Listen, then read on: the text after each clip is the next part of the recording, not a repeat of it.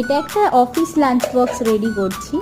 Office lunch বক্সের জন্য প্রথমে আমি ভাত নিয়ে নিয়েছি, আর তার সাথে নেব কষা মাংস আর স্যালাড, ব্যাস দ্যাটস ইট।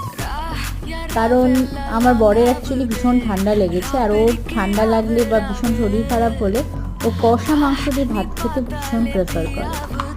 তাই যখন লাঞ্চ বক্সটা রেডি করলাম তখন ভাবলাম চলো তোমাদের সাথে শেয়ার করা যাক যে আমি কীরকম লাঞ্চ বক্স রেডি করি। তো তোমরাও লাঞ্চ বক্স কেমন করে বানাও অবশ্যই শেয়ার করো, আমি দেখবো।